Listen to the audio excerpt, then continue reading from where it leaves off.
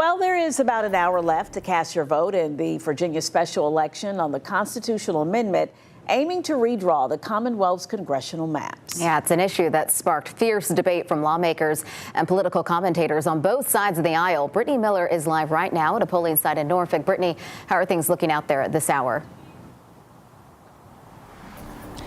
Dana, things have slowed down just a bit here in Norfolk. I'm at the Berkley Community Center.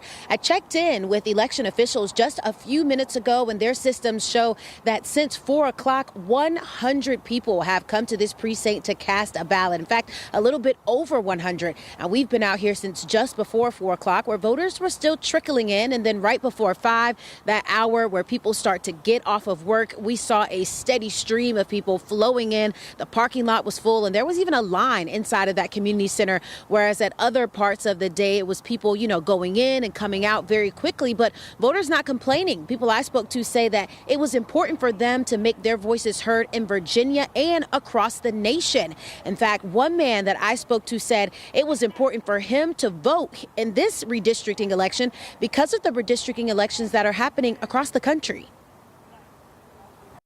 If it had gone on normal, we wouldn't have had to do this.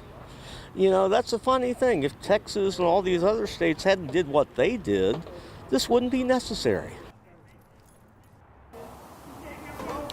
As you said, about an hour or so left until the polls close, and people still taking advantage of their opportunity to vote here in Norfolk. I was just inside and saw men, women, older and younger, all casting their ballot and making their voice heard. Reporting live in Norfolk, Brittany Miller, 13 News Now.